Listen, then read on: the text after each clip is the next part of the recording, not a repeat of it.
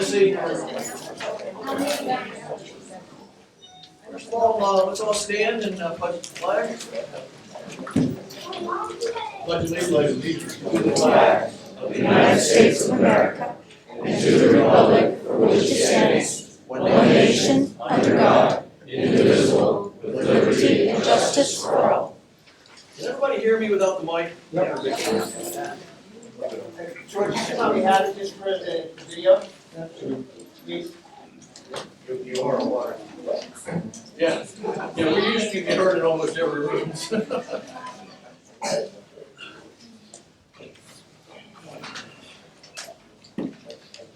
Well, first of all, I'd like to thank everybody for being here this morning and giving us some of your time. And I think we've got an interesting program. Mr. Tucker will be speaking with us a little bit later on from the Water Management Districts. We're going to do a little update and some business first. First of all, my comments is that it's great to have good, hard discourse, and I know there's people in this room that will not always agree, even amongst ourselves. But I think it's important that we all listen to each other and ask hard questions, but give everybody a chance to answer and discuss those things cordially. I think Mr. Tucker will be here a little bit after the meeting maybe to speak with some folks too. So if you don't get all the questions answered, we're going to try to end the meetings on time like we usually do so people can get on with their lives. But I think Mr. Tucker has been at several meetings that I've been to recently and had devoted quite a bit of time to talking to people individually. So we'll go from there. There's some other things that we want to cover. First of all, Mark and I were up in Tallahassee for Everybody's Action Day. Mark represented Fort Ocean Graphic and I represented Orco, but we talked about various issues and met with a lot of legislators. There were about 40 in the group, I think, some from the West Coast and some from the East Coast. And we talked about a variety. We had 4 priorities of the coalition. Most of it revolved around funding for the DEP budget, which has some other projects for Everglades restoration in it. Some of it on Senate Bill 10, and then Florida Forever funding, and then the fracking ban. Those were the 4 topics that we covered specifically with the individual legislators. And so Mark's not going to be here today, and Daryl's had some surgery, so we're going to be missing him. And Jackie's in Tallahassee with the Constitutional Revision Commission still working on some stuff. So you're stuck with Jim and I and Charles today. Sorry. Here, blessing of the fleet. Barbara, do you want to cover that? Or is Nick? Oh, I'm sorry. You probably know more about blessing of the fleet. Well, why don't you do your River Kids stuff and then I'll do that after that. Okay, is River Kids next? I'm gonna. Yeah, go ahead. Okay. All right. I just wanted to. Hello. I wanted to thank Peggy's Natural Foods, and she was supposed to be here today, but she couldn't make it. So I don't know if everybody knows where that is. That's over by Cove Road in the public shopping plaza. But they have donated money to the River Kids, $250, and they've asked us to come have a booth there many times. So they're very supportive. I wanted to shout out to her. And also I wanted to let everybody know about April 7th. The River Kids are doing a big event at Sewell's Point Park. We're going to do a trash art event where Julia Kelly will be the judge. So what everybody can do, River Kids of all ages, go out to the beach or the river beach and collect your trash and make some kind of art, it doesn't matter what kind. And then you bring it disassembled or assembled to the park and we'll lay it out, take photos, and Julia Kelly will judge. And we'll have a bunch of different prizes. So we're going to do that along with our River Kids Workbook 3rd edition celebration. So please come out 10 to 1, April 7th, and I'll give this to Barbara. Thank you. Yes, the Blessing of the Fleet is on February 10th, and the River Kids is the benefiting charity. And last year they gave $500, and I assume they'll be giving about the same. But we are the flagship, so we are the first boat to be leading the whole Blessing of the Fleet, and we need River Kids. Now, I know there's a lot of conflicts that day, but we are hoping to meet at Shepherd's Park like around 11:30. Maybe the River Kids can wear their own PFDs, bring your moms along. We need a head count because we can't overload our boat. My husband's taken out our 36-foot sailing catamaran, but So we will be going up the North Fork and come back, and we definitely want a large amount of river kids on that boat, and their moms, that's their fathers, that's fine. We are also, the same day, I'm going to need help on February 10th, Sherry can maybe speak a little bit more to this, but I'm going to need help setting up the tents and the booths and everything. I'm going to do face painting. I'm going to need people to speak about our water issues at the Party in the Park. It's by the Conservation Alliance of St. Lucie County, and it's going to be up at Fort Pierce State Park. So I'll load up my car. I just need, Sherry, what time do I go and set up? What time do we need to be there to set up? 9 o'clock. 9 o'clock, okay, so I need some bodies there to help me. And I think we skipped ahead, we need to vote on our new members too. So, did you want to? Okay. Did Sherry want to say something? Sherry wants to say something.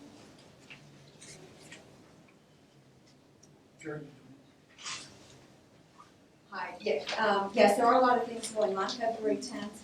I think it's probably a sign of success that we have so many environmental things going on in one day. February 10th, the Conservation Alliance of St. Lucie County is hosting its, 24th Party in the Park. We're the group that helped save areas from development, particularly Fort Pierce Inlet State Park would be condos. And this is our celebration, and it's an eco-festival. It starts at 10 to 3. It is free admission into Fort Pierce Inlet State Park. There's a number of different exhibitors, all eco exhibitors, including nature-themed art. The problem is that we have a little bit of a conflict, so I guess it depends on your schedule and your but we look forward to everybody coming there. I will have some additional yellow cards out there, out on the outside table, or if you want to ask me more questions about it. Again, it's 10 to 3. You just say when you come into Fort Pierce Inlet State Park, you just say you're there for Party in the Park and you get in. On February 10th, there's also Grandparents' Day at Environmental Studies Center.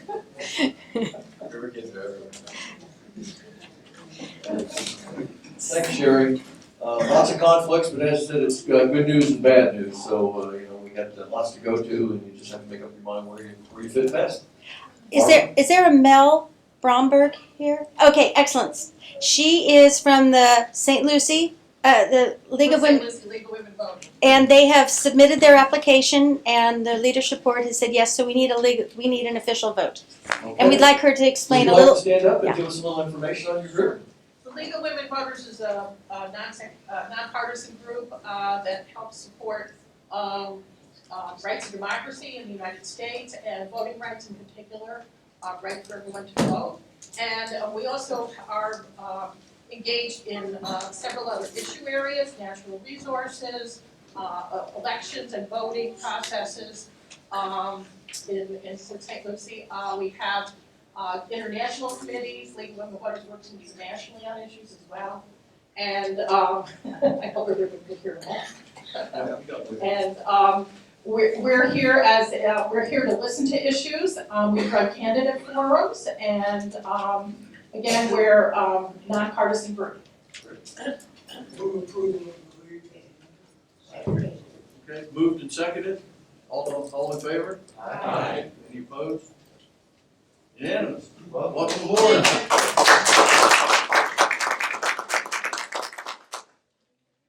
Okay, Barbara, we got any, is that it on that topic? No other new member applications? Yeah, Yeah, we're getting close to 100. 97, 98, something? Yeah, we're getting up there.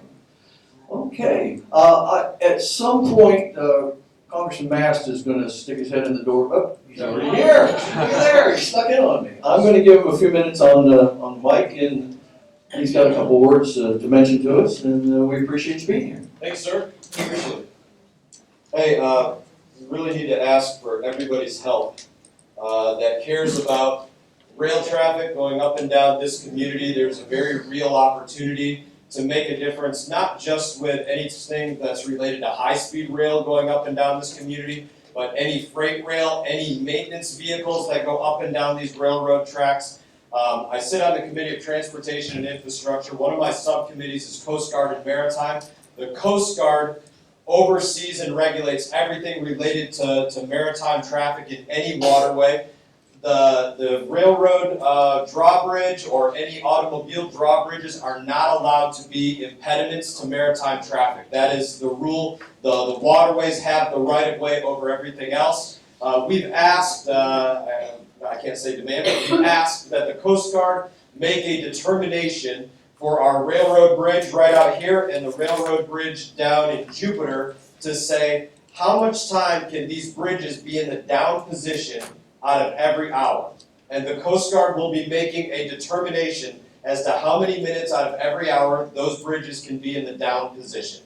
They already did a visual study and observation period of these two bridges. What's open right now until February 1st is a comment period where you can go and the site, we have some papers here where you can find the site. I'll leave this copy, there'll be other copies. The link is mast.house.gov/train study. That does not take you to my website, that's just the link. It actually takes you to the Coast Guard. I am not collecting your information. It does ask for all your information, your address, your phone number, your boat length, the beam on it, how many gallons of fuel does it take. This all goes to the Coast Guard, none of it goes to me, that's just what the link is. It takes you directly to a Coast Guard and Homeland Security study. And then the important questions that are in there is, do you utilize these bridges? Do you find there to be any safety issues with these bridges, these railroad bridges being down? That's the only thing that the Coast Guard cares about on these studies. That's what they're basing this determination on. So when you think about all the traffic that goes up and down here, the maintenance pickup trucks that go up and down the railroad bridge, the freight trains, and then if they add 32 routes of high-speed rail going up and down here, you can say that if they made a determination like what was made in Fort Lauderdale on the New River Bridge, where if they said the bridge could only be down 30 minutes out of every 60-minute period, probably something would have to give there. I can't tell you what to fill out in terms of what you find in terms of safety issues when boats back up in that area because the bridge is down for 10-15 minutes a click whenever it's cycling through that, or how long you believe a safe time is for that bridge to be down. But that's the important place for you to make your comments. Coast Guard is reviewing them as they come in. They will be making the determination after February 1. It is a very real chance for every one of you, your spouses, anybody that you know that gets out onto the water, that cares about rail traffic through here. That is the fight. They don't care about anything else that you like or dislike about trains. They care about the safety related to the train bridge there. That's what they're looking for your comments on. Yeah, what's up, Mark? Congressman, I thought that about 2 or 3 years ago, the Coast Guard reviewed all of this once before. Individual interest of. Okay. Coast Guard has looked at this. They've looked at it on different bridges. They have not made a determination saying this is the Coast Guard regulation for what we consider to be an impairment to maritime traffic. And that's what will occur. They will set forth a number saying this much is too much or you can go beyond this. And that, as you can imagine, has a very real effect when you add up any time that they have to put that bridge down. Doesn't matter if it's a pickup truck that they put on rail axles to go up and down the train to do maintenance. If they have to put the bridge down for it, that counts as time that bridge is down. So it matters. Yes, sir. Congressman, we had a group from the Transportation Association that had a meeting here in Stewart. I sat down and I asked an official from the Transportation Association to estimate if we have the traffic that they are proposing, how long would the bridge be down? And his estimate was 42 minutes of every hour. And this is exactly what we have the opportunity to comment on, to say if that bridge is down 42 minutes out of every hour, it is a safety issue because it's a very narrow passage, between the straits there. You can't put a boat in park and, we're all sitting there swirling around for however much time, especially at 5 p.m. when everybody is racing back to the boat ramps or whatever. They want your comments. They're going to read your comments. They're going to make a determination on. I encourage you, be specific as you can about any issues that you find with that. Yes, ma'am. Isn't there a meeting about it on Monday night? So I don't know about that meeting right offhand, so I can't give you an honest answer on that. One of the other things that I can suggest to you, as part of this, as I said, there was a visual study that has gone on for a little while. This is the comment period. I would encourage you all to ask for a public hearing down here where you can go and make your comments known in person. And, you know, like I said, I can't tell you what to say, but these are things that I would encourage you to want. So, yes, ma'am. Two things, there is a cheer event at the Lyric Theater coming up Yes. in a couple of days. The other thing is I want you to focus on the liquefied natural gas that's gonna be transported on these freight trains through our treasure coast. Yes. That's that. I spoke about LNG and its transported freight. Thank you. Anything else? I don't want to take up. Well, that's right. Yes, ma'am. Just repeat the website, please. Yes, so the link, there may be some other link out there. This is obviously the easiest one for me to remember because it's got my name in it. MAST, M-A-S-T, .house, as in House of Representatives, .gov, that's G-O-V for government, /train study. And I don't know, Stephen, where's the stack? We've got them circulated, Yes. Okay. Congressman, and we'll put it on our website too. So, like I said, February 1 it ends. I sat with the Coast Guard the other day in my office. They're reviewing them as they come in so they can make a proper response to this. You can imagine there's people commenting on the other side of this as well. So if you know anybody at the marinas that has a boat that is interested in this, that has a boat sitting in their yard on a trailer, that's up north somewhere right now, whatever, if you think there's somebody that needs to comment on this, I would encourage you to make it known to them, share it on your whatever, whatever's available to you to share it. Thank you all, appreciate any help that you can give on this. Congressman, we appreciate all your efforts. Wish you all the best. George, can I? Yeah, go ahead, Paul. I was just wondering, to provide some guidance, is the Rivers Coalition going to consider putting out some sort of guidelines as to certain things that we should bring up for this type of survey? Are we going to have some direction? I would speak with the leadership team on it, but I think that what they're looking for is personal and comments on anecdotal evidence of what it means to you as a citizen and as a boat owner trying to get in and out of what is going to be one heck of a log jam there. I've heard estimates where it'll only be down or up usable for 10 minutes out of the hour. Add a barge. Yeah. Yeah, So, but this is exactly my point. The point is a lot of the people here may not have that type of information. Right. And if there was some sort of summary of some of the concerns that the Rivers Coalition has, that might be helpful in being able us to articulate something that's intelligent. I'll talk with the leadership team and we'll bring a proposal back to the group. The meeting about CARE is Monday night at 7 o'clock at the Lyric Theater. It's free admittance. You do have to get the tickets in advance. But simply call the Lyric and put your name on the list, and they'll hold them at the box office, and they'll go through an explanation of what the current status is.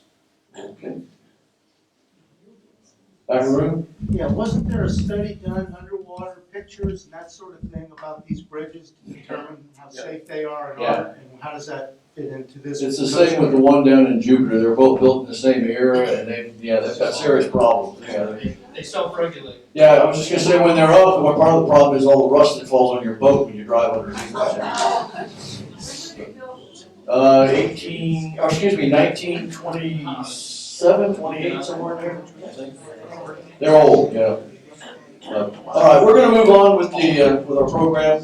I do have one other announcement that I wanna make, and it's self-serving for Orca, actually, I hate to say that, but the truth of the matter is, if anyone was interested and saw the undersea photography of the giant squid, a lot of that will be re-shown and some footage that was not shown this Saturday night, I believe, at 9 o'clock on Blue Planet 2. So it's the BBC follow-up to the one that was 2001, 2002, Blue Planet 1. I've been fortunate enough to view some of the footage with Dr. Witter that will be on that wasn't seen before. It'll be pretty spectacular. It's an interesting thing. So anybody that's interested, it'll be on 9 o'clock, and you may want to set your DVRs or whatever. But, What day is that? Saturday at 9 o'clock. BBC? BBC. You've got Comcast at channel 114. But it's I watched the very first of the series last week, and it's great. The photography is unbelievable, and what was done in deep sea was done with a specific type of camera that nobody else in the world has. We developed it at Orca, so it's pretty neat. All right, I'm going to move on and introduce our speaker. We're very fortunate today to have Mr. Tucker, from the South Florida Water Management District. He's our representative on the board, recently appointed. He wants to speak. I'm not sure, so say no. Another battery? No, At any it's rate- not. It's the microphone. The city of Stewart's aware of that. They're trying to get another one. Oh, We can go. Smack it. Anyway, Brandon's been very involved and out in the community. He was at the Everglades Coalition meeting. I've seen him at several different meetings. He's sat on a couple of panels. So we really appreciate his willingness to come out here and give us an update on Senate Bill 10 and where they're at with those processes, as well as the other studies that are going on around the lake. We've got a western lake, we've got a northern study going on. So there's a lot of Everglades action going on, and we're very fortunate to have Mr. Tucker here to speak to us on those. There'll be some time afterwards for some questions, and with that, I'd like to turn it over to you. Thank you.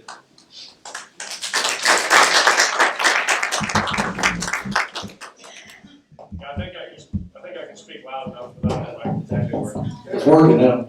No problem. Making sure it's still morning time. Good morning, everybody. Good morning. I want to thank the Board of the Rivers Coalition for their hospitality and the graciousness, their openness. They contacted me right after I was appointed by the governor. We had a lunch together, had a great conversation, understanding the history. I was telling George back in the back of the room when I first got here, I said when I had the opportunity, I was here last month and popped in and just spoke with you briefly, but I feel like when I come and speak in a room with people like yourself, I feel like a high school student speaking to a bunch of people that have a PhD in the subject. And I say that because all of you have been so active, many of you so long in this process, in this fight, even longer than I've been on this planet. And so I want to say thank you to all of you for all that you do to try to protect our river and our estuary. I grew up in Okeechobee. I'm a third-generation resident from the greater Lake Okeechobee area. Spent my childhood there, grew up there, and I spent the last almost 22 years living here in Martin County with my wife, who's a Martin County native, my two children who are 14 and 12. My parents live on the south fork of the St. Lucie River. My kids are able to be a part of the Treasure Coast Rowing Club. Before I was appointed to this position, I was actually part of that rowing club as well, but ever since that happened, and Michelle is sitting up here can attest to that. At least I attempted to row. She's a pro at it, but after the governor appointed me to this, it's taken quite a bit of my time, so I haven't been able to do that. But I have a real passion for Lake Okeechobee, for the Kissimmee River, for our river out here, the estuary, the lagoon. I had the opportunity to grow up, my father waking me up almost every Saturday morning at 4:30 to say, hey, let's go fishing out on the lake. And the house that I lived in on 10 acres was about 3 miles from the Kissimmee River, State Road 70, just east of the Kissimmee River. So I have a real love and appreciation. You know, and I always understood growing up what happened with the channelization of the Kissimmee River and that catastrophe that happened there. I grew up hearing that story continually. And I think that's one of the things that drives me. You know, when I first got on the board, I had the opportunity to go fly with Senator Marco Rubio's staff. One of the first things we did was fly that section of restoration work we were doing on the Kissimmee River. And I can tell you that was an impressive undertaking that is going on and such a critical component of what we're trying to do within the entirety of this enormous system. I think that, you know, even working as in the real estate business, you know, someone said many, many years ago that the greatest barrier to truth in anything is preconceived notions. And I always go into everything remembering that statement. And when I was appointed, the Stewart News reported that Governor Rick Scott appointed a developer to the board of the South Florida Water Management District. Well, I would challenge the Stewart News to find out what it is that I have developed. Because I am in the real estate business. I primarily sell farm and ranch land. I have put tens upon tens of thousands of acres of land into perpetual conservation through programs through the USDA, through Florida Forever, the Rural and Family Lands Program. I'm a strong believer in those programs. I'm happy to see what the governor is doing with his funding proposals with the legislature this year towards programs like that to preserve agriculture in perpetuity, to do things to preserve our ecosystems throughout the state of Florida. So that's just a little bit about me. Let me tell you, it's been about 8 months now that I've been on the board, and I felt like probably the best thing I could share with you first and foremost is what is the thing that I'm most encouraged about 8 months in, and what is the thing that I'm most disappointed about 8 months in? And I'll tell you, the thing I'm most encouraged about 8 months in is the dedication, the professionalism of the staff that we have at South Florida Management District. I don't know that they've ever been under the time constraints that they're facing today under Senate Bill 10. Sitting under 9 public scoping meetings within a little less than 60 days. And I'm gonna talk about some other projects other than the obvious one down south of the lake here in a minute. But when I see the dedication through the holidays, getting emails, getting phone calls myself at 10:30 at night from high-level staff members, seeing the work that they're doing, the sacrifices they're making their families, they're not being paid overtime. It's not like they're getting time and a half for being there past 5 o'clock. They were told by the governor, by Senate Bill 10, by our legislature, this is what needs to happen, this is what needs to be done. I have walked the halls of 3301 Gun Club Road to meet, I always want to meet the people. When I go to these meetings, even for like Lake Okeechobee Watershed, and I meet the people that are part of the team, I've walked the halls and shook the hands of everybody on that team because I want to thank them for the work that they do. And I've just been thoroughly impressed with how they've handled themselves, the workload they've been under, and how they've conducted themselves throughout this process. Let me say that the thing that I'm probably most disappointed in, that I learned very early on when I first visited our C-44 project in Western Martin County, is understanding how broken the process is, especially when it comes to dealing with our federal partner. And when, you know, we have good people, I'm not saying that the colonel and lieutenant general and all these people, they're fine people, they're smart people. I believe that they're passionate about what they do, and I believe that they're trying to do all they can. But they work under a system of processes like we do on the state level. And they have to do the best they can to operate within the guardrails that they have to operate under federal law and those processes. And, you know, I appreciate Congressman Maskey here. I wish he was still here because I'd like for him to hear what I'm saying about this right now, and I know he's doing all he can as well. But fixing those federal processes, I think, is going to be key to making these projects that we're doing on these cost share programs with the federal government move much faster and not take, like 10 Mile Creek that was authorized in 1996. Took 10, this was on St. Lucie County, it took 10 years to build the first time. Then it wasn't built properly, then litigation ensued, and then it took 10 years later, basically, for Congress to turn it over to us, spend $6 million of state taxpayer dollars, get it online to function, not even at the capacity that it was originally designed for, but at least we are getting some use out. So how we solve that problem is going to be key, in my opinion, as we move forward. So that, you know, that's my impression of where I am as far as what I'm most impressed with and what I'm most disappointed in 8 months into my 4-year term here on the governing board. Well, let's talk about the obvious and most important project that we're working on right now that's in the paper all the time, and I'm sure many of you have questions for me, and I look forward to answering those. And that is our EAA storage project down here that was under Senate Bill 10. That reservoir project that Senator Joe Negron, who I've known Senator Negron for a very long time, our Senate President, I think he's done a fantastic job championing this process and making sure that the right attention on the state and federal level is put on it to get it accomplished, because it is an incredibly important project. You know, like I said, our modelers, our planners, our engineers, our scientists at the district, they're working with INSEP, with the Central Everglades Planning Project, to do everything under Senate Bill 10 to get this project accomplished on time. We know how important it is. We don't want this to take 10 to 15 years to get accomplished. I'd love to see this thing online and ready to go in 5 years. But what I'm finding out is that is probably almost impossible, based upon how the processes work between us and the federal government. And that's disappointing to me, but I think it's important for all of you to understand a couple of things with this project, which I think are misconceptions in a lot of places I go. I hear, well, when we get this project online, we're going to be done with discharges. It's going to fix the problem. And we're going to have it done in probably 4 or 5 years, and so we're really super excited. And when I was at my parents' Christmas party, they live on the South Fork, and people would find out that their son was on the governing board of the South Florida Water Management District. You can't imagine the chatter that was in my ear about, we're so excited about this reservoir that's going to end these discharges. And I said, well, let me tell you something. I'm sorry to ruin your Christmas, but that's not the case. It's going to have a tremendous effect, and we're going to talk about that a little bit more, about what it's going to do. It will get done, at least if I have anything to do with it, it will get done. But it's not going to be completed in 5 years, and it's not going to eliminate discharges.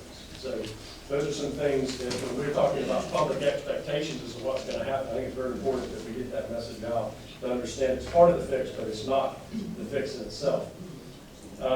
You know, our staff has worked throughout, like I said, creating what is a workable and an implementable plan. We gotta remember, we have the federal government that's a part of this, and we've had our scientists and our modelers and our people working on this to come up with 2 different proposals that were brought forward. And what we need to keep in mind is that when this project's done, it's gonna reduce discharges, now these are our numbers, to the St. Lucie estuary between 33 and 42% is what it's gonna reduce, and then it includes the Hatchie estuary on the west coast about 30 to 45%. And we're gonna do everything to meet state and federal water quality standards. We're gonna increase the flow of clean water south to the greater Everglades by an annual average of 98 billion gallons or 300,000 acre feet. I know those are enormous numbers, and you're like, how do you get a grasp on that?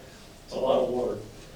When used in conjunction with other components of CEP, the Central Everglades Planning Project currently planned and underway, and this will provide the final increment of EAA storage called for in the original CERP, Central Everglades Restoration Project. The other components of CEP already approved by Congress and in planning would provide the first increment of that necessary storage. But what I want you guys to understand is that once our people have done what they've done, then it's going to be reviewed by a group of scientists at the Florida Department of Environmental Protection. Then it's going to go to an independent group of scientists and reviewers that the U.S. Army Corps of Engineers uses on all of their projects. They use the same modeling and these same processes on the C-44 project that's being completed now, on the C-43 project on the West Coast. The same processes that are going on in the Lake Okeechobee watershed project on the north end of the lake. It's about a 15,000 acre reservoir that we're working on up in eastern Lakes County, right on the west side of the Center River. All these processes are the same. And that independent group is going to review this. Then the EPA on the federal level has a group of people that is going to review this process. So this isn't simply just, we think that we're going to create something that we like, we're going to push it through, nobody else says anything, and this is just the way it's going to be. We know that it has to be a process that not only meets the requirements of Senate Bill 10, it has to meet a lot of federal water quality standards. A lot of other things have to fall into place to make sure that when we put this forth to the federal government, that we're going to get it approved. What would be the point if we were just going to go through all this work and all this hassle and go through all this energy and then get to a project that when it gets to the federal level doesn't go anywhere? That would be absolutely pointless, and I'll do everything in my power to make sure that that doesn't happen as your governing board member. I've got a lot of talking points here, so let me move forward here. This says, I've already covered that. When we're talking about land, let's talk about the footprint. Let's talk about land. The district has used land that is currently owned by the state, specifically designated Senate Bill 10, to create the project footprint. Modeling for additional land not in public ownership without willing sellers could have severely delayed the project's approval and federal funding. So we know we didn't have eminent domain authority in this process. So we had to use land that we already had. We went out and sent out letters to all these people. We had a vast majority, about 80% of the major landowners in the EAA, and I think this was printed in the newspaper, that sent us a letter with their signatures that said, we ain't selling. So that eliminated a lot of people. There were some small footprint properties that were next to the A2 property that we were able to get a hold of those people. We're negotiating with those people to purchase those properties and do some things there. I think it's about 1,200 to 1,400 acres of memory serves in that footprint that I'll add on to the additional area there. But I can tell you, like I said, I've been in the farm and ranch real estate business for almost 22 years. I get phone calls all the time from people that want to buy bucklands out of the lake. People from all over the world that know about that rich bucks out of the lake, and they'd love to buy some of that land. I've sold one 320-acre piece in the EAA in my entire 21-year career. And I know all of those people down there, all my family came from there, so I'm well connected down there to all those people. And even all that being said, I can tell you it's extremely difficult to find a seller that's willing to sell a piece of property, not just for a reservoir project, but just for selling anything in general. It's very, very difficult. So when people say that, well, our staff hasn't worked hard enough to go out and find willing sellers to buy this property, I can tell you I make between 4 and 6% on every transaction I do, and I'm highly motivated at that point to be able to get somebody to sell a piece of dirt. And I have turned every rock, every leaf to ask people down there, hey, would you sell 1,000 acres? Would you sell 500 acres? And the response that I get when I make those phone calls is, well, Brandon, if you know anything for sale, we'd love to buy it, but we're not selling. So, I mean, that is just a fact. So it is very, very difficult outside of the scope of this conversation when we talk about trying to find willing sellers down in the Glades. So like I said, our staff has done everything we can do. We don't have eminent domain power. There's been conversation about some potential swaps, and I'm trying to learn more about there's a 4,000 acre tract that was, it's under the authority of DEP and TIF, which is basically the cabinet, the governor and the cabinet. The South Florida Management District has no control over those particular state-owned properties. So when you hear us talk about our properties, those are properties under our control. Then there's properties that are under the authority of the cabinet through TIF, and then under the authority of the Florida Department of Environmental Protection. There's a 4,000 acre piece that there's been some conversation about that is leased land. We get them off the lease, do some swaps. I'm learning more about that, trying to understand that. I've asked staff what would that do incrementally to really help this project if we were able to do that. What I feel like at this point is it to keep this project on track, on time, and not derail what is a very fast timeline. We need to stay on track with what we're doing. Let's get something done. Let's not do anything to derail what my staff is telling me is going to be reviewed by all these other organizations and federal agencies and reviewers. Let's not do anything to sidetrack a process that we need to get completed, because timing is very, very important, as we know, because politics change. We have a big election year coming up, and we need to stay on track with what we're trying to do. And that's one of the things I talk about a lot as well. We're going to the federal government trying to get something accomplished. I think of it as like when we're kids and we're going to daddy trying to make a big ask. We're trying to ask for something. And if all the kids come in the room and we're all still screaming and yelling at each other, and we still ain't made up our mind what we really want, daddy's just going to say, y'all should go back out in the living room and figure it out, and come back, we got on the same page, and then we'll talk about it. And I feel like a lot of this, not just this project, but just projects throughout the years have taken a very long time to accomplish this, is because we haven't really been unified in our message by the time we get to the federal level. To try to get things done, get funding done, and get the attention of our legislative delegations on the federal level. And so that's why I think it's important that we have a unified message as we move forward. I just think that is so critically important. Do you want me, George, to go on to another topic, or do you want me to field questions on this? I'm happy to do it however you'd like, because I'm getting ready to go on to some other stuff. Let's go ahead and do a few questions on this topic, and so it doesn't run too Because long. I'm sure nobody has any questions for me. Yeah, I'll shut some of them down, but. I wanted to jump right to the C-44. But, Kenny, go ahead. You said, I have two quick questions. You said 33% reduction of discharges from Lake Okeechobee with the current modeling. Yes, sir. Is that on an average year, or is that over a time period, or is that during major discharges that are happening? When is that reduction? My understanding is that is based upon over an average time. It's not based upon, obviously, the year that we just had. I mean, we have, as you know, we had the wet season in the history of Florida breaking the 1947 record. Do you know what period of time, though? How long? I believe it was a 40-year, the data sample was over a period of 40 40 years, years? is my understanding. My other question is, you said, let's get something done, but I think a lot of people in this room believe that we need to get something done right, I agree. and not just get something done, because this may be our only shot. So instead of speeding it through, let's get it done right. Let's look at a bigger footprint, is, I think, Well, a lot of people here. And absolutely, I agree, we need to get it done right, absolutely. But I can tell you from what our staff is telling me, understand, I'm a layperson that was appointed by the governor, and I'm every day trying to understand better and better and better, and understand maybe what I'm being told that might not be right, what might be wrong. But at this point in time, I have a great deal of faith in my staff at the district. And I feel even better when I know that all these other organizations after them are going to be reviewing this process. So it's not like there's no check and balance on this. And when they're telling me with so much confidence, this is the right footprint, this is the right project, this is what's going to work, I don't have any reason to say otherwise. That's just how I feel about it. So I think we are doing what is optimal under the law. Sure. Yes, Well, you touched on my question now. First, thank you for being with us Yes, sir. today. We really appreciate you coming. My name is Dennis Bale. I'm a member of the Rivers Coalition. If the optimal solution were to be able to show that it required more land, for example, could you address this? And I know South Florida Water Management District does not own this land, but there seems to be a key issue around the 18,000 acre parcel that is state-owned that is currently leased by US Sugar and another conglomerate.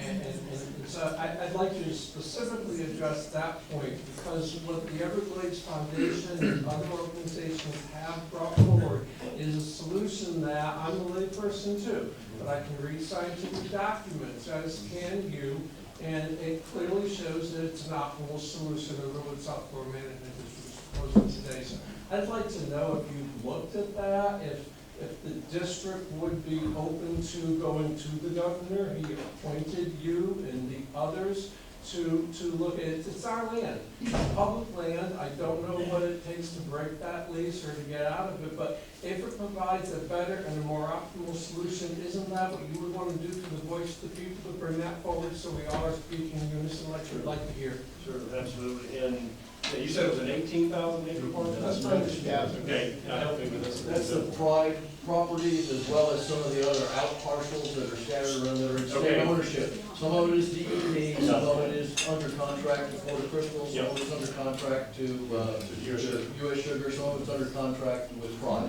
Got it. So that 18,000 acres is a aggregate number of the 4,000 I was referencing. It's all parcels as well as some of that are around the actual footprint. Understood. The answer, I have asked that question, and the answer that I have been given is that because of, it's primarily the pieces that are scattered throughout, that it would not be economically feasible or optimal to utilize those for the purposes of what we're doing here. The piece that was immediately adjacent to the footprint of A1A2 was where the 4,000 I'm referring to. That one to me would make some potential sense because it's adjacent.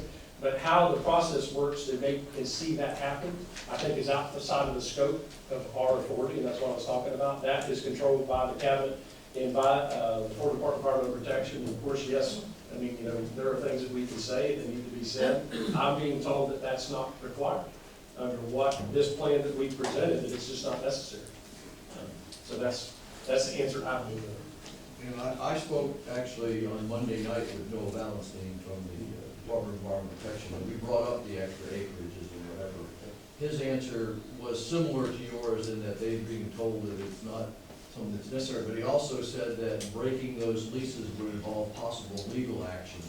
And this is the department, meaning it could possibly delay the project. That's the answer that I got on Monday night. So, but we actually sat down and spoke with him. He made time. He came out to meet with us. We didn't go chasing him to the office. He came out to where the Everglades Coalition folks were at. So he gave us an honest dialogue, and I really believe that's his honest opinion at this point in time. But I asked him, I was in government for 34 years, and the Pride properties fall under the government cabinet's auspices to be able to do that, and I doubt seriously they would sue, because they're dependent upon the governor and legislature for their funding sources. So that's just my 2 cents that I gave to Noah while we were there. Mike? Very well, Mike Connor, on the defense fund. Dennis asked the main question very well. I was going to ask you, but I want to ask you about conveyance to the project. You got to get water from the lake to the project, and that will involve canal widening, I understand it, somewhat, and you have to have access to that machinery to get there. What about the landowners in the heart of the EAA that are to be approached eventually about their land to use for conveyance improvements, that the project's considered idle without the water getting there? Yeah. So have you looked into that? Has anybody been actually approached yet that owns that conveyance conduit, if I may? And the second part of my question is, once the project is online, is there you guarantee us that that water would be strictly Lake O runoff and not EAA runoff to be cleaned and sent south? Two-part question. Two really great questions. I will certainly, when I have my briefing next Thursday, I will ask my staff. Alex Gillen was at the Everglades Summit that I attended and asked me a specific question about dedicated conveyance. I wrote it down. I have given it to my staff to give me an answer. I know that we are looking at that. I know the staff is addressing that. I don't have a complete answer for you, so if you will give me the grace that next time I come back, I will give you a better answer. But those are two very good questions. And the one about the runoff being treated just in the EAA or Lake Okeechobee water, that's actually the first time I've been asked that question. I think it's a very good question. And so I will talk about it. Yes, sir. Paul? Just to clarify, I wasn't sure if I understood. When you mentioned about the discharges would be reduced by 35% 35%. Are you saying, is the 35% relating to the southern reservoir, or are you talking about when SERP is completed? My understanding is that those numbers are specific only to the EAA reservoir project. So my question is, I talked to Senator Senator Negron, and he said that there's no reason why some of these activities cannot happen in parallel. So at the same time you're working on the southern reservoir, other projects could be moved forward, and probably faster than the southern reservoir, which is a much more complex issue. Therefore, my point in all this is that the reason why we have a problem is because we have a mini Houston in Orlando. So the question is that I know there should be focus on the southern reservoir and the politics surrounding that, but the message coming out is you're spending all your time on that. What are we going to do about moving other projects along as well? Because Orlando is the whole reason why we have the problem in the first place.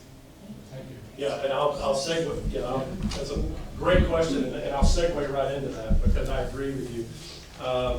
When we go to the north end of the system, I remember being a kid and went up Shingle Creek on Osceola Parkway, and it was wooded and forested and pretty open. And I remember coming through there in June right after I got appointed. I was at a convention up there, driving down Osceola Parkway, that big brown sign that says "Welcome to Shingle Creek, headwaters of the Everglades." And I think on a good day, I could stand at that sign and probably throw a baseball or strip ball in the apartment complex. And in that tremendous amount of development and growth that's going on up at the very north end of our system, absolutely, it has to be a major contributor to the problem. We have to address that. And so some of the things that we're doing on the north end, Lake Okeechobee Watershed Project, that 15,000 acre reservoir that I alluded to earlier, that will sit right on the very north end of Lake Okeechobee, right along the western side of the Kissimmee River. Paradise Run is a wetland restoration component of that. And then we have this 15,000 acre reservoir that we're planning that will store quite a bit of water. I've got the numbers are so big you guys probably don't care about hearing it. It's a lot of water that will have a lot of storage component to it. The thing that once again I get frustrated about is we're trying to get the C-44 project finished. When I first toured that, I know that our pump station will be online this year. Our STA will be completed by the end of this year. That's great. But the deep water reservoir component that the federal government is building is not going to be ready for about 2 or 3 more years. And the problem with that is 80% of our storage and water quality at that project is in the core side of that project. So I'm only going to be able to utilize about 20% of that project when we, the state, us, are ready to go. And then, a couple of months ago, we had to spend and allocate $2.8 million of your taxpayer dollars to retrofit pumps to be able to send water into the stormwater treatment areas and ready to go because of the federal side being behind. Then when I sit in these scoping meetings for the north end projects, Lake Okeechobee Watershed Project, and I sit in these meetings and I see the economist with the Army Corps put up this array of alternatives and talk about what it's going to cost. First thing I'm thinking is, well, where are we going to get the money? I mean, I know all these other projects. I know stuff that's been authorized a really, really long time ago that are supposed to be under the responsibility of the federal government that we as state taxpayers are maintaining, keeping up. And I'm like, where are we going to get the money? It's great that we're talking about this, and we have to continue moving forward as much as we can on all of these state and federal projects. But that's when I get excited about things that we call public-private partnerships. When we talk about dispersed water projects that we're doing north end of the lake that we're planning right now with the Lapaxi Corporation, there's a big project being looked at there on dispersed water just south of State Road 60. It's right at Lake Kissimmee and the Kissimmee River. There's projects up there with the STA that's already happening around in Slough and Taylor Creek. Those things we've got public-private partnerships working on in St. Lucie County with Evans, in Indian River, Okeechobee County line also with Evans that are big public-private partnerships. And then we were able to bring Calkins Water Farm online in western Martin County just a few months ago. And to see what Calkins was able to do in a very short, I think it was about an 18-month period of time, for a relatively low amount of dollars compared to when we're talking about 1.8 billion, 2.7 billion. I mean, these numbers get so big, we just lose concept of what it really is. But when we're able to do projects in the millions of dollars and bring them online in a couple of years and get some real impact to our estuaries, for the lagoon, for our system, I get excited about that. And so I think those are some of the things that we're doing, highlighting on the north end. And yeah, when we talk about Orlando, we talk about all the development, and they're designed for maybe, I don't know, if they have a development that's designed for a 1 in 5 year type story, but maybe looking at they need to contain more water. I mean, I think those are just logical solutions to be able to be holding that water, not running it down the system. And I just wanted to, because everyone's probably thinking this, but that does not change the emphasis we need on the southern reservoir, because we need it for the Everglades. But my only point was that there is some parallel play here, and I just wanted to make sure we were balanced, thinking about that as well. Thank you. Charles? Getting back to the earlier question about the lake water going into the reservoir. I've spoken to the senior staff members at the district, and with the schedule they have and the plans that they put forward, it's clear we're not gonna get a third outlet from the lake. We're not gonna get a separate conveyance. The water that enters the new reservoir is coming in through either the Miami Canal or the North River Canal. And that all makes sense. But what it does say is, water is water. Once it gets together, you can't tell where it came from. We need to have laws or the schedule that's in place when this is implemented, set up so that for every gallon of water that goes into the reservoir, a gallon of water comes out of the lake. It doesn't really matter which gallon goes where. The idea is to get as much water out of the lake as goes into the reservoir. That's a really easy thing to control, and it doesn't take any engineering. But I haven't heard any acknowledgement of that at all from the district. You know, there's $100 fine for phones going off. We got $500 in there. Thanks for that one. Sure. I'm curious, when you're doing the model, whether there is any inclusion of the variable of climate change and rising sea levels. You had stated, which we all know, this was the wettest winter that we've had. And we know that with climate change, we're going to probably shift from drought to too much water to too little water. And I'm wondering if that is factored into the planning or the modeling at all. Yeah, our governing board had some conversations in the last meeting before, specifically about sea level rise. And I think it was Mark Harlow, or our county representative, that initiated that conversation, and Federico Fernandez from Dade County. And I'm learning a lot about that. I early on went and spent some time with Celeste Palmer with Audubon down in Florida Bay. And I went out on the boat with Pete and Celeste and did the testing to see the hypersalinity myself. And I did that because I don't ever want to stand before a group of people and talk about something I hadn't stood there and touched it myself. I don't think that that's right to do that. But I am learning a great deal about that right now. I don't really know the answer to if our modelers, I don't know the answer to that. And I'll ask that question. They're doing good work on it. I want to interject. The modelers, when you asked them one question, Kenny, about the period of time they're using a 47-year period of record. And so that encompasses the very dry periods where we had the lake down to 9 feet or 10 feet or whatever it was, and the extreme wet years that they have on record. That doesn't look as much forward because that's like looking into a crystal ball, but they have to use what they've got. But that's the period of record that they're using, is the last 47 years of data. When last time taking a heavy rain Yeah, year, those numbers will change. that won't be Yeah, it won't be 33%, that. it might be 6. That's like, my mom was in Costa County and just added, she used to tell me as a kid growing up, you can make figures prove just about anything, that a man drowned in a river that was only 6 inches deep, but he fell into a 20-foot hole. You can play those numbers, but that's all the modelers have to work with. And I'll be honest with you, I have to commend Brandon. They are an excellent staff down there. Those people bust their butts and they work really hard. So. Well, and I appreciate that. Let me say this, even, and I think I'll say this right now, somebody knows differently, correct me, but I believe the entire system of the water management district is designed for either 1 in 5 or 1 in 10 years, one or the other. The entire system is designed for that, okay? And we had 2 1 in 100-year flood events within 30 days this year. And all that being said, I believe that the system, under the immense pressure that it was under, functioned pretty well. Of course it could be better. But we just went through an incredible year. I don't know when we may see that again.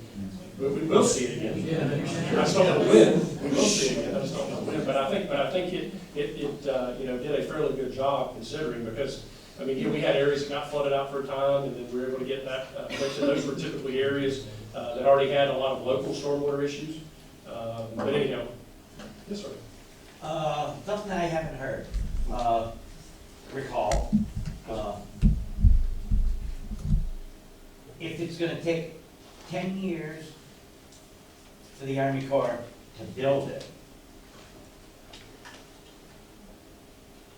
could you go and have somebody else, would it be, you could get it done a lot sooner? Does it take longer for the Army Corps to do anything than if you hired somebody outside to do it? It appears that way. I mean, Yeah, when I went out, I'll give you the C-44 example again. The Army Corps put a shovel in the ground in 2015. It's supposed to be done in 2020 under a reservoir section of the C-44 project. Then there's 2 years of testing that goes on even once it's certified and completed. So that in itself, and we're talking about shovel in the ground. We're not talking about everything that, I mean, and there's a lot of things that have to happen before shovel goes in the ground. That's a 7-year process. If everything stays right on track, nothing changes. And that's the C-44 project. This is a bigger project, a much bigger project. And I referenced that to me the other day about 10 Mile Creek in St. Lucie County. How long that took on a 520-acre project. How long that took. And when you have these inefficiencies within the process, I mean, I hate to sound like I'm sitting here just battling the federal government, but all I can tell you is what I've seen. And I get the same thing in a lot of places that I go, is like, well, that's what they're doing and it's behind, or something wasn't done right. And when they were building it, they were telling their guy that was building it that it wasn't gonna work. I'm like, well, shouldn't somebody say something? You know, so that's the thing I get frustrated. Comment and a question. The question first. You gave a number about 35 or 33% that would be reduced to this river based upon the implementation of the reservoir. But there are the other projects, the other CERT and the other SEP projects. When those, everything is done, assuming it's all done, what would be the reduction in volume? Looking for the number right now.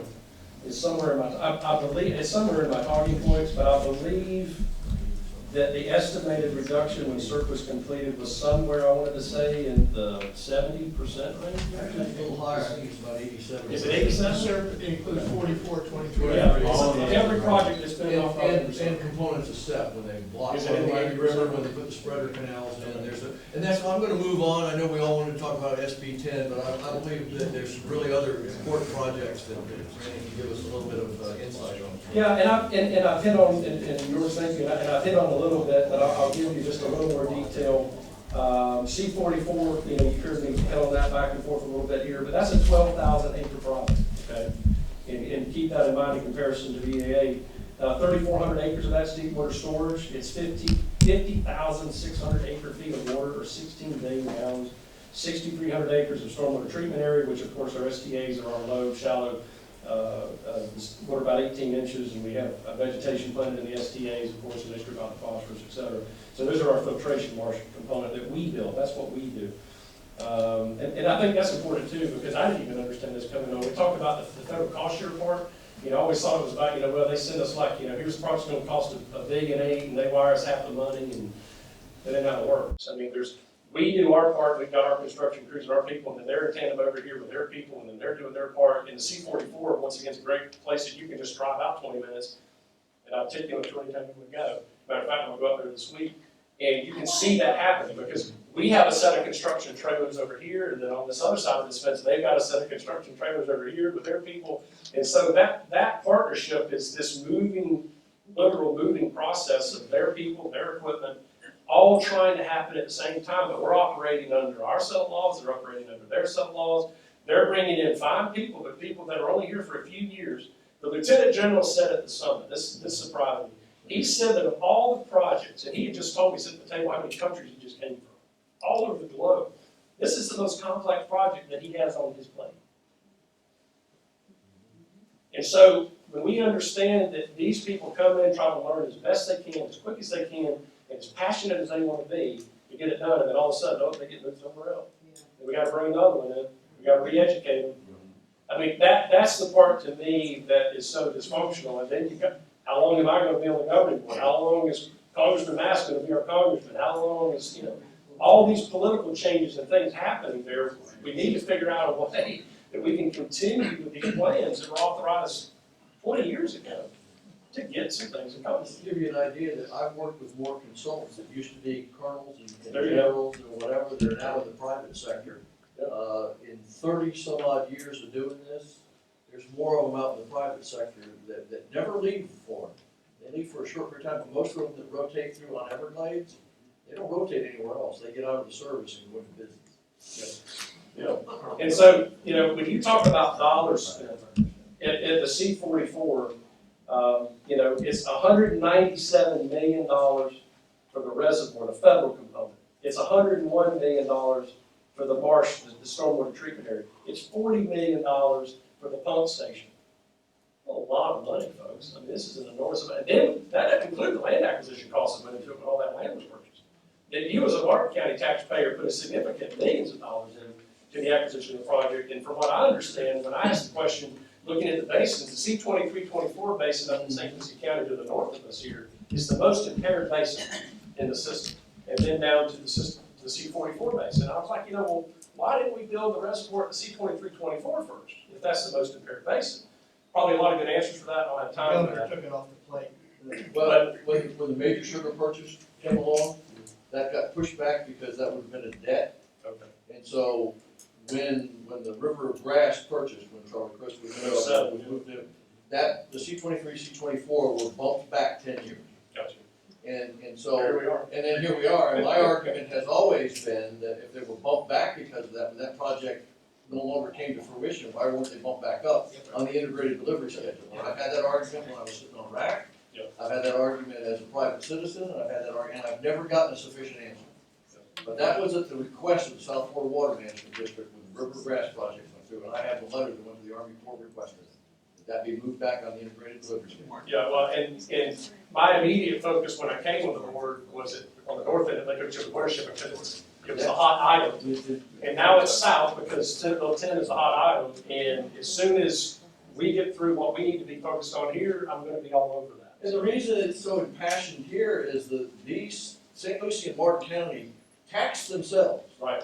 For many years to acquire most of that land, because as you know, there's no cost share, the state's responsibility is to buy the land. So the citizens in this room and then throughout these counties have been passionate because for years, that project's authorized. Been authorized since the first CERP. It was one of the first initial projects.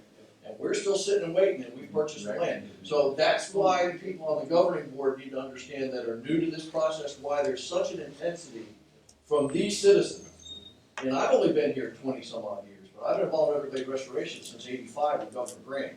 So I've seen all this, Mod Waters and the whole 9 yards, and this project has been the less shiny object every time. And that's why you see the intensity in the groups that meet here. And I really hope that you can impart that to the other governing board members of why this group is so impassioned about some of that. Because they've taxed themselves, they've worked hard, they've advocated, and we're still not on the integrated delivery schedule for the 23 and 24 and 25 where we belong. So that's I was gonna ask you about that later, so I just took the That is right. That's the next thing on my radar after SB 10. Thank you. I've got a question. Do you have any reinsurance, should any part of this project fail? Reinsurance like Munich Re, Swiss Re, reinsurance companies, Lloyd's of London, should any of this fail in terms of the infrastructure not being done on time, things not happening? And then for the homeowners that live within these areas, we have very few Florida insurance companies that help mitigate against flooding or that take on flood risk. Are you guys at all working with insurance companies to address those issues? Because this is really part of the climate change picture. It's really part of the flood protection picture as well. And I don't see the water management district at all talking to people like in the real estate industry and in the insurance industry. Not aware of. But once again, that would be a question that I'll address with staff to see if we've ever had any conversation about that, but not to my knowledge. No. The state has no insurance should any part of the project fail? What's that? The state, Self-insured. it's a self-insured state? Well, Well, that's that's us. trouble in River City. I asked that question many years back when I was. Well, it's the concern, it's the, corporations self-insure all the time. Well, it's the, Let's hold it down. It's the concern that the citizens of Buckhead Ridge and Glades County had when the Lake Okeechobee Watershed Project footprint was put in, and here you got this community of Buckhead Ridge with the Herbert Hoover Dike over here, and then they were talking about stacking 15 feet of water on top of the ground with another levee structure on the other side of them, and so, yeah, I had tremendous concern about that, and we're doing some things to address that. But I think it's gonna be more about moving that footprint or making it a shallow component, not a deep component, than it is more about an insurability issue.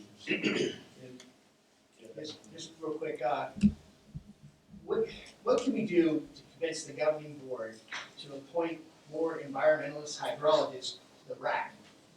So that we actually have a voice on the RAC, instead of all like-minded people that don't want to think outside the box? Yeah, that's a good question. And I kind of understand, all I was told when I was appointed is I got to choose 2 people. And then they had alternates, and then the chairman had to approve the alternates. I know the chair has a lot of authority appointing some other people to fill those gaps on the RAC committee. So, you know. We've lost some good ones. You know, you may do better than I'll do on that. Well, yeah, I've been involved when Mike Collins started, right? So I go all the way back to Mike on the whole thing. It was very, very balanced for a long time, and that came because the board was very balanced for quite a while. And I think with all the appointments coming out of this current governor's office, that the RAC has changed its face, and it's become very obvious that there are still environmental appointments. Celeste is still on there, and there are other folks but a great majority of the balance of the RAC has shifted. And there's a lot of people that either have been removed and replaced or whatever, and that happens. That's an ebb and flow of time of appointments. And I can, but it has changed its face, and I don't believe the board is getting a balanced voice from the RAC anymore. Well, and I'll tell you frankly how my decision-making process went on that. I can only speak for myself and not the other agent. When I was appointed, I thought to myself, first and foremost, when I was told I had this ability, I said, well, I want some continuity, so I'm gonna keep one that was already there because of the knowledge base and all that, and then I'm gonna appoint somebody new. So I've got one that's kind of legacy because they've already been there. So Doug Borneek, who's on the St. John's Water Management District Governing Board, he's also in the River County Citrus League. I met with these people. I vetted several people before I made that decision. But when I kept Doug on, and then Bob Ulovich, who lives in Palm City, he's a hydrologist, scientist, an amazing amount of knowledge about the system. That was the reason I kept them. I was impressed by them, their knowledge. There's a lot of things that I'm not going to talk about today that talks about maybe restoring some historic flows between St. John's and South Florida and St. Lucie County, and things to deal with Indian River Lagoon, and I'm on that board as well. So when Doug Borneek was talking about that really intrigued me, and so I thought he would be valuable to stay. And then when I brought on H.M. Ridgely from Evans Properties, and then Reed Hartman as an alternate for H.M., really the reason I brought H.M. on is because of the public-private partnerships, and you've already heard me say I'm a big proponent of that. And they are intricate as a big landowner and looking at doing a lot of public-private partnerships.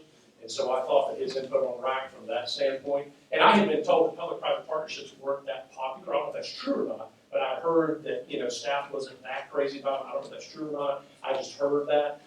So that was something I felt like I was going to need to overcome somewhat to champion those projects. And so that was the reason that I chose HM to be that other RAC member. I knew that Jackie was involved with the constitutional revision. I've met with Jackie a lot, love Jackie. So much knowledge, so much passion. You guys know her better than I do. I've known her for 10 or 11 years. But I speak to her regularly, and she has a tremendous amount of input, but I knew she was going to be very busy with this constitutional revision deal that she's doing, and so that was my thought process why I chose to watch it. I think so. Our biggest issue, it's probably the elephant in the room, is with the governing board. We watched them reneging on the contract with U.S. Sugar, let contracts pass by, and most of the appointees are aggravated in some form or another. I don't see any environmentalists on that board whatsoever. And so their appointees tend to be related to ag. So the protection therefore goes to the agricultural community and not the coastal estuaries of Florida Bay where we're all being destroyed by these discharges.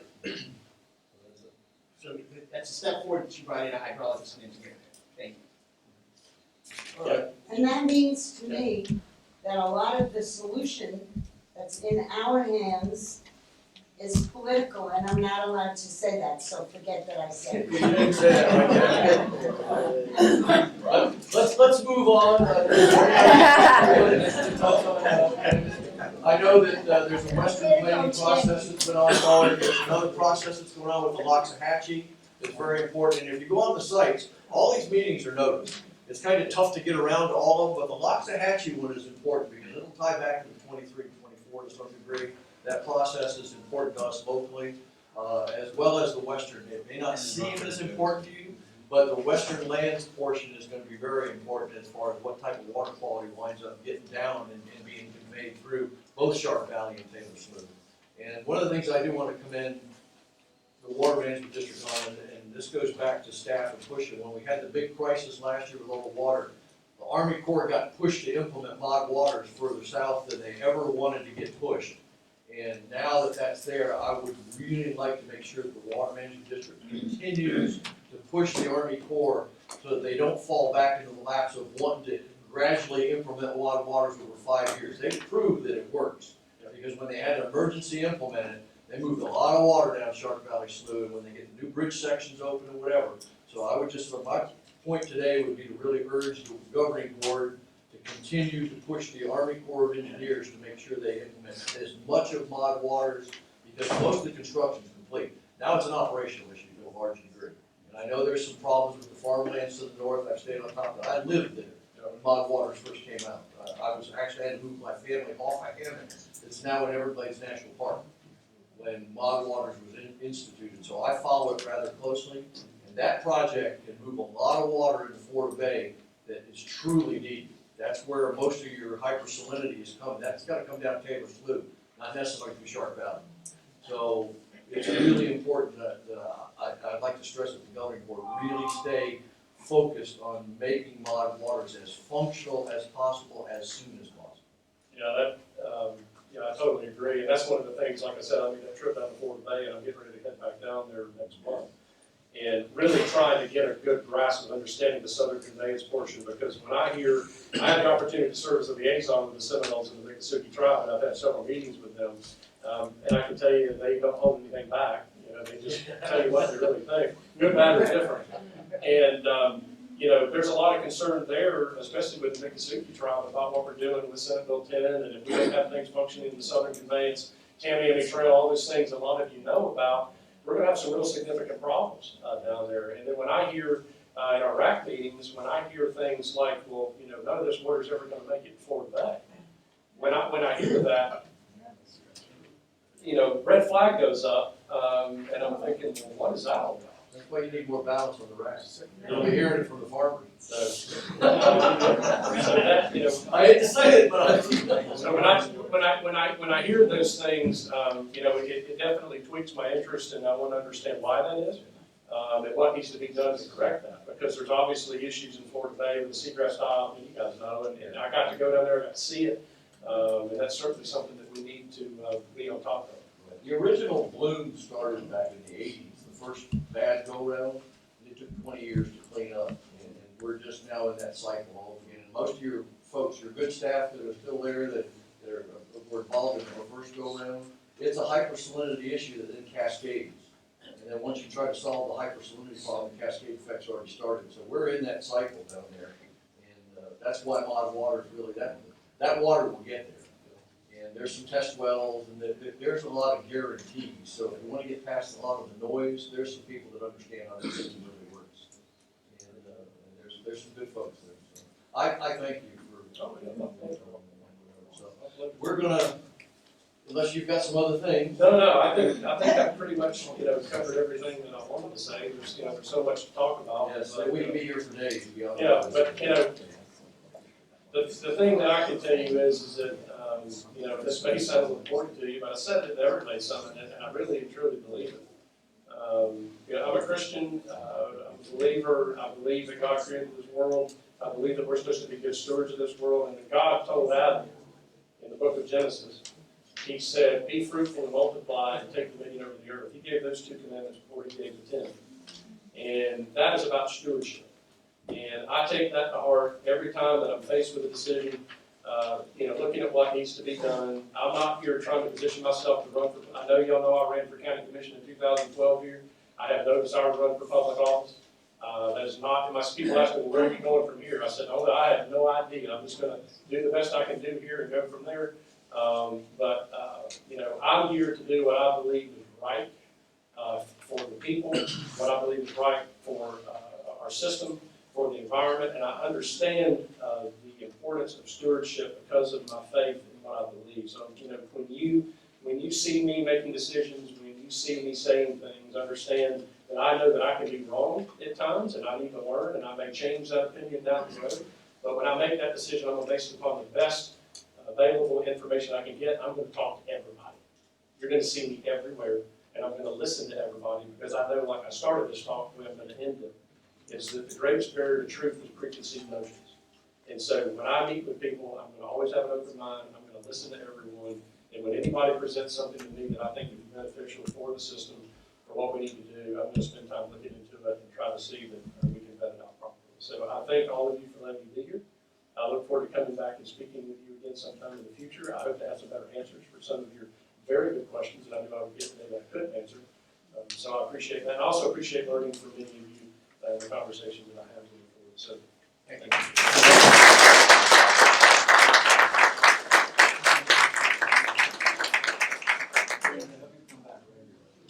Whenever you want me. Well, you're always welcome. I hope you come back as often. And we will be reaching out and asking. And one of the things, and come back and listen. One of the things that I would like to see too is we have representatives from government at our meetings, and for a while, when things got a little hot and heavy, we stopped having a representative from the water management district. Outreach officer, people used to come. And if that could be facilitated, we would enjoy having them back and giving us updates. Well, and I'll add that there's nothing, absolutely nothing that you can say to me that would keep me from coming here and talking to you. Because I don't take it personally. I know people are passionate. I know you guys want to get things done. I want to get it done. I have thick skin. And so always be frank with me. I know you will be. But there would never be anything you would say to me that would keep me from walking through that door. So unless you throw me out physically, I will be. So we appreciate it a lot. I didn't, by oversight, I didn't talk about our Speakers Bureau's programs, and so we have Todd here to catch back up on. I'm Todd Weissing. I'm the coordinator of the Rivers Coalition's Speakers Bureau. What my job is to bring the voice of the Rivers Coalition out to the public. Recently, on January 15th, we had our own Marty speak at the Ballantrae Anglers Club. They had 180 people in attendance. You know what happens when Marty's on the agenda, everybody shows up. We had a great time. We brought the message to them. And so what my ask of you is, even our new members, if you have an organization, if you have meetings, we would love to bring our voice and our passion and our message out to your organization. So please see me. Actually, Carolyn is here from Ballantrae. I'd like her to speak about their fundraisers for us. They have raised $10,000 over the years. Want me to speak whatever you want to. So, thank you the lady anglers, they're the ladies of Ballantrae. They have a party, and this year is going to be pirates. They were all dressed as pirates at the function the other night. They were having a ball. What they do is they go from one home to another. Someone volunteers their home. They have a big party, and if I'm correct, your entry fee to go is they give a check to the Rivers Coalition. So we are truly fortunate to have them. I believe you're running close to, if I'm wrong, close to $10,000 that you've raised. They've reached $10,000 that they've raised for our organization. So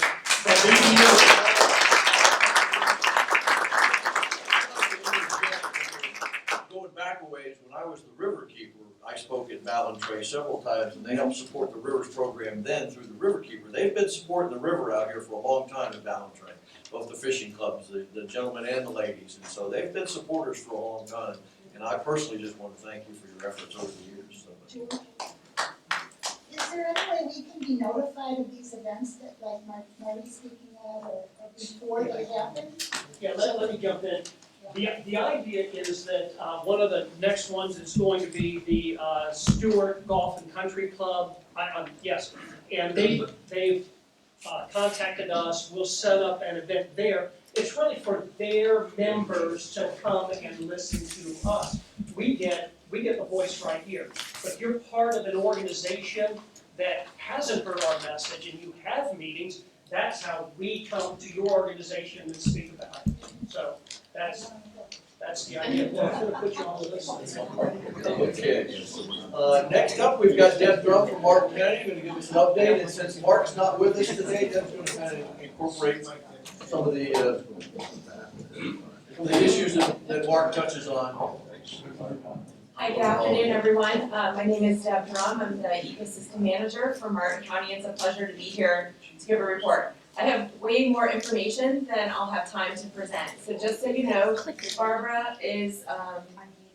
Barbara will have both the PowerPoint slides that I'm going to share as well as a copy of this report that has detailed information about a legislative update and water conditions. But there are a couple of things I want to highlight. And this week, the Florida Senate and House of Representatives did roll out their proposed budgets, and pertaining to environmental protection in Martin County, I have 5 highlighted proposals I want to share with you. One is there's $50 million in the budget for repair of the Herbert Hoover Dike. There's $1.1 million for Everglades and estuary restoration. There's $163.5 million for SERP, $2 million for septic to sewer conversions in Martin County, and $100,000 for our Manatee Pocket Southwest Prong STA in Martin County. We have a number of other House bills and projects that we are going to continue to try to work and get some funding for, but those are ones that are highlighted in the budgets that were rolled out this week, just so you know. Also of note, our board took action on Tuesday to direct our legislative staff to oppose the Constitutional Revision Commission's proposal number 95, which will be heard by the CRC's local government committee this Friday at 9 a.m.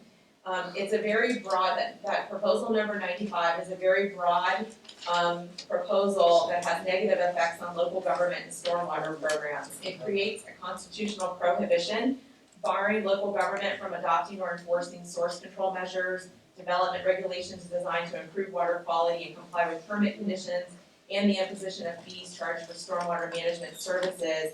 Essentially rolled up, it's in opposition to home rule.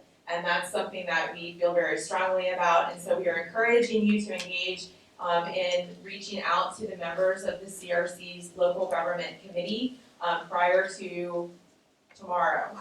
So you have homework.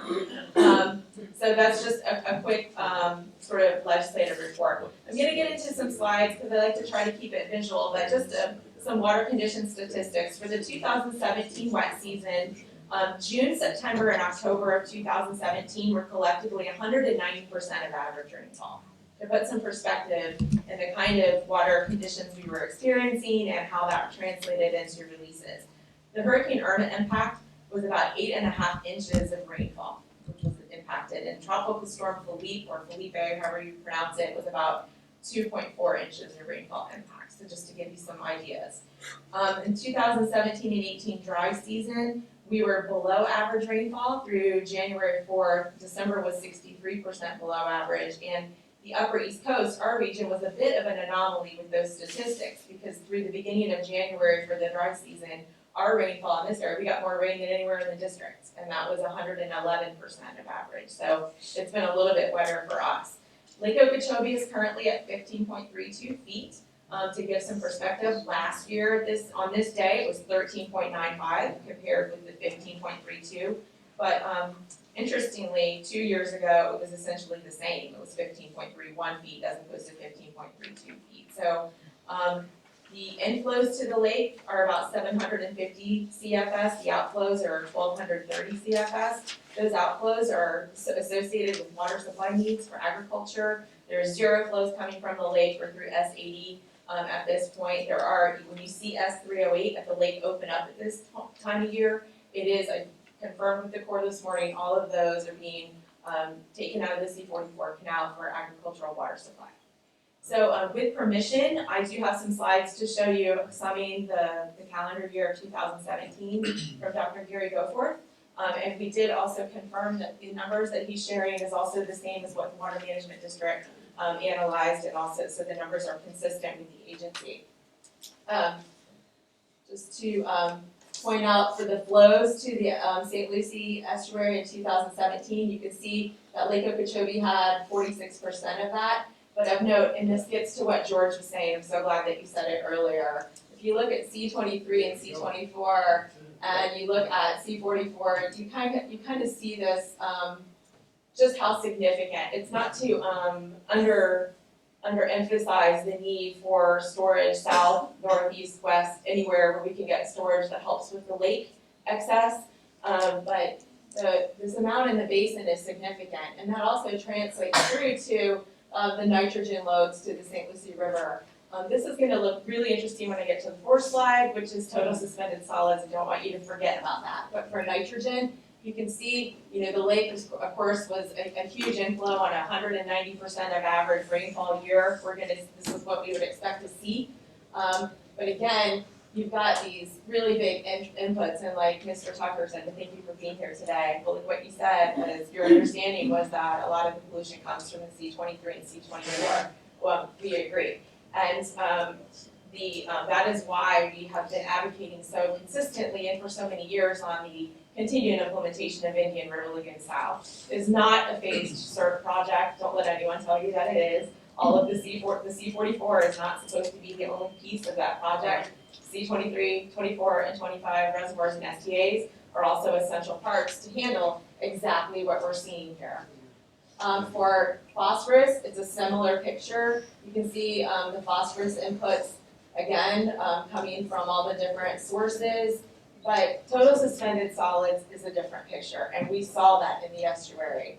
The total suspended solids, the suspended sediment loads to the St. Lucie, we saw this. Do you remember seeing the dirty water with the dirtier water? You thought it could get dirtier, and it looked dirtier in the South Fork because it was coming from the lake, and it was really, for even the high discharge years that we've seen, it was exceptional this year with the amount of turbidity that we saw in the estuary. And so this is a major problem, and this is something that is unacceptable to anyone. So again, there isn't one single solution to the issue of the estuary. We need to come at this from a whole lot of different directions. Legislative report I gave you, Martin County is working hard trying to handle our local inputs, both septic to sewer and stormwater, and we're working very much with the state and federal governments to try to fix what I'm showing you here. I want to end on a happier note. I'm going to show you some pictures. So I was very fortunate to recently, me and Diane and some other staff from Martin County did a tour of the C44 project, and this was last Friday. And so this is within that $197 million pump station. It is an engineering marvel. It is an absolute marvel at how they build these pump stations and how they operate. So this is inside one of the pump stations, and this is what one of those pumps look like. There's a lot more of these. The guys are putting every single, I don't even know what you call those. Bolts. Thank you. That was the word that I thought. But they're big. I think they probably have another name. This is not your Home Depot bolt, okay? So it was very impressive to see, and then they're out there, they did have some damage from the hurricanes and some of that heavy rainfall that followed, with some of the canal sloughing off, and so they're out there working. It's incredible. You see the number of cars out there working on the pump station and on the STA. It's really remarkable. And then we went to Allapattah. Allapattah is like on the other end of the spectrum with regard to how technical or engineering you go. This is a boots on the ground hydrologist going out, Boyd Gonzalez in particular, and his team going out there and going, yes, this is a wetland soil. No, this isn't. Let's move the berm here. Let's fill in this ditch here and take out this ditch plug here. And they basically took old cattle lands and they restored it to a rainfall-driven system. So all of this would flow normally into the C23. And when this project is in place, all of that water that flows into the Allapattah, 23,000 acres of land, is now being restored to this beautiful wetland. And that's what it looks like right now. And this was within a couple of 5 years of doing the work. So you go out, you fill in the ditches, you take out the ditch plugs, you let water fall on it, and it stays into the wetland. And the amount of birds that we saw was just incredible. And this is what it looks like in Alapata. So I wanted to, this doesn't do it justice, but there were just massive flocks of birds out there. And so there are still some cattle leases out there, and they're still able to have some cattle on the property. Those leases get phased out as restoration continues, but an amazing low-tech project that is seeing immediate benefits to the St. Lucie estuary by reducing the flows to the C-23. I don't want anyone to leave thinking that we're stuck or that we're not making progress or that somehow momentum isn't continuing. It is amazing what's going on out there. We get mired in some of the big process things and the integrated delivery schedule, and I'm with you on all of that, but it's good to get some positive fulfillment in the fact that these projects are going on, and I want you all to be aware of that. So I'll answer any questions, but that's all I have, George. Thank you. Okay, thank you, Jeff.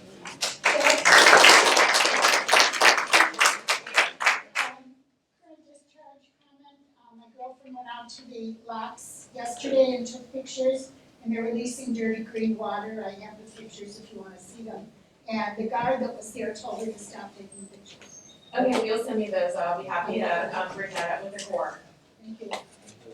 Conference calls are still going on, you still sit in on those every week, right? Yes, the government shutdown resulted in the Tuesday call this week being canceled, but we do have one scheduled for next Tuesday. So I can show those pictures, I can address that with the Corps. Great. Okay, thank you. Paul? Yeah, so the lake's still above 15 feet. The total suspended solids that Deb showed coming out of the lake, that's that mud bottom that got stirred up during the storms. I did a real quick calculation, 70,000 metric tons of mud came down from the lake. And in order to get that out of the lake, they estimate it's about $3 billion in dredging, so it's not gonna happen soon. But the problem, sorry, okay. Yeah, so the problem is the lake's still deep and it's still dirty. And so its harm is gonna continue for a few months. The biggest concern is how low we can get it before the summer rainy season starts, because if it doesn't get down very low, then we could be back into harmful releases pretty quickly. There's really nothing we can do about that between now and then. I mean, we could start the dumps right now, but you're getting dumped on. So the good news is the releases have stopped. We're just gonna have to hope for a very dry spring to try to get the lake down. And again, this gets back to why we're building the reservoirs north, south, east, and west. Is we've got to have somewhere else to put this water when we get these wet periods. Because quite frankly, if we can store the water in wet periods, we can have them for drought periods. So let's keep building. Can I add something? Sure. Just to add to what he said, understand that Lake Okeechobee was over 15.5 feet for 105 days this year, and when we hear the talk about the restoration of the Herbert Hoover Dike, which is very, very important, that's to me is primarily a public safety issue. It is not about storing more water in Lake Okeechobee, which would obviously be very bad for the fisheries and the grasses and all those things. So just understand the impact that had this year. We don't need to be repeating that. So I just wanted to make that point. Thank you, Brandon. We had a defense fund report, but Charles says he'll pass, that they're still in support of SB 10 and still working hard on all the other issues that they usually cover for us. And for Brandon, I understand we have we're split. The Rivers Coalition Defense Fund is really the funding arm. Okay, got it. I don't think that way. Thank you, Charles. We appreciate all your efforts and the rest of the defense fund team. Okay, Riverkeeper update, Marty. Party in the Park, February 10th, Saturday. I know we have the Blessing of the Fleet going on. That's a conflict for me. I want to be in both of them. But Indian Riverkeeper has been tied at the hip to the Conservation Alliance of St. Lucie County since our beginnings. The Conservation Alliance of St. Lucie County is responsible for the Inlet Park and the Savannas Park. They've done some remarkable work over the years, and this was like the first area's eco festival back in 1994, and it was on Earth Day. And there's some nice activities going on, bringing kids, Those of you who aren't voters or who won't be out and involved in that, that's a good place to go. There's a lot of environmentalist and advocacy going on there. It's a good thing. Blessing of the Fleet. I would love to go. I really would. My boat is designed for a whole bunch of kids to be on it. It's perfect for it, but not this year. We'll have to work on that, figure out how to not have that conflict of interest. EVCO was here. It went well.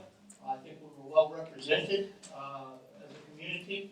I had the privilege of being on a panel where Maggie Herchella was our moderator, Jackie Thurlow-Lipich, Gail Ryan, Captain Connor, Kenny Hinkle, and myself spoke about our river warriors and how we've engaged the community and such. It turned out pretty good. Valentine, I had a very good time. You heard just talk about the lady anglers. Well, I was there for that too, and that was a parrot head thing. And those girls have fun. I'm here to tell you, they have fun. I met a man named Keno while I was there. He's a kayaker. He spends a lot of time in Halpatioki Park. There's some sediment issues coming off of some fields to the south of that. We're going to look into it. Dennis Phelan has agreed to take some interest in this with the 2780 kayakers, and I'm sure that I'll be able to engage the outfitters. We're going to look into it and see what we can figure out. See if we can figure out a way to clean it up and stop the sediment. Mr. Tucker, thank you very much. Over the 5 years that I've been involved in this, we've heard an awful lot of things. I like that you are intent on getting things done. That has been our biggest nemesis. About the time things start to get done, they do another study, they fight over the study becomes no good anymore, and we repeat. Thank you, I appreciate it. Hey Marty, will you be at the seafood festival tomorrow? No. You won't have a table? We have a table for the environment at the Salerno Seafood Fest, and I'll be there Saturday from 1 to 5. So if you want to come to the Seafood Fest, Salerno Seafood Fest, come to our booth. I'm having some medical reactions that are not doing well with me, and they've got me on a friggin' steroid regime of 60 milligrams a day. I'm not fit to be out in amongst public right now. I'm 6 days deep into this thing, and I got 3 more weeks to go, and I'm ready to chew the paint off the wall. Thank you, Marty, we appreciate it. We're gonna go, any members' comments, anybody got anything else in the back? Okay. Yeah, I'm with the Martin County Florida Native Plant Society, and I just wanted to let people know that, it's kind of timely, that we're gonna have Beth Kavinsky, who's a biologist with the South Florida Water Management. She's gonna talk at our meeting on Tuesday, February 6th at 6 o'clock at the Children's Services Council. And she's also going to be doing a field trip to Allapattah. Oh, wow. Yeah, and it's on freshwater marshes of Allapattah Flats. Very good. Could you get that information to Barbara? Sure, And we can maybe get it on our website, so that Okay, everybody can get access to it? Okay. Hello everyone, my name is Michelle. I'm part of Florida Oceanographic Society, the new community outreach coordinator. Mark just wanted me to let you guys know about the Coastal Lecture Series we have at the Blake Library. And we have upcoming in February, Dr. Larry Brand from University of Miami is talking about the toxic algae from Lake Okeechobee. And then Mark Perry will be doing one on February 19th, talking about the discharges. But there's some other good topics. I have some flyers I could hand out at the end. I'd love for you guys to come. And then he also wanted me to bring up our water quality report. Right now, the estuary is at a C+. Now that it's progress from what it is now that the discharges have stopped. It doesn't mean, that, it's not out of the woods yet, but it's always on our website every week. So definitely check it out or give us a call for more information. Great. Paul? I had a comment that I thought was worthwhile, is that Sunbreak Farms has applied for a permit for discharge of water. And I'm carrying this message from St. Lucie County. And they're very concerned about what they're planning to do there. And it seems that it's on South Florida Water Management District because it looks like the Department of Environmental Protection is going to give them the permit that they're looking for So it really depends on you about how much control, and since we saw what went on in C-23-24 with the total phosphorus and nitrogen, that's scary, because of the amount of waste that they're planning to put on their property. So we hope you will look into that. Thank you. Actually, I think I gave a little update on that.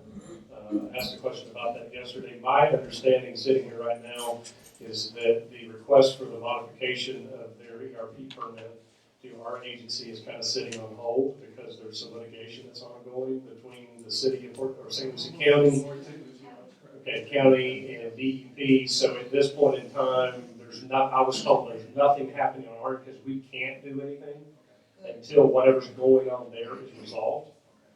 I was given that answer yesterday. Thank you, Brandon. And in conjunction with that, I'm going to make an announcement. Representative Larry Lee, Commissioner Chris Zadowski, and Dr. Woodard from Orca will be at a meeting from 10 to 12 Saturday on biosolids. And it will be at PGA Club Village South. And I have a contact here if anybody wants to get with me afterwards for how you can get in, because you have to leave your name at the gate. It's a registration. It is open to the public. It'll be from 10 to 12.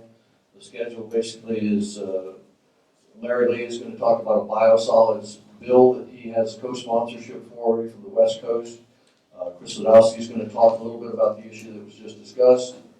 And then Dr. Woodard will be talking about some of the human health hazards associated with water quality and biosolids. I don't know. I just got the information from Edie yesterday, and then I got this in the mail from another source. I think it was Sherry sent it to me. But it is open to the public. We went and checked, and I have an email contact. All you have to do is let them know, and then put your name on the gate to get you through. And that's at PGA Village Island Club, 10 to noon Saturday. No, down in West Palm Beach. And excuse me. Oh, Port St. Lucie. I'm sorry. Wrong PGA Village. Yeah, wrong PGA Village. I don't know what I was thinking. But anyway. Yeah, the email is islandclub@landmanagement.com. And your contact is Sandy. SANDI.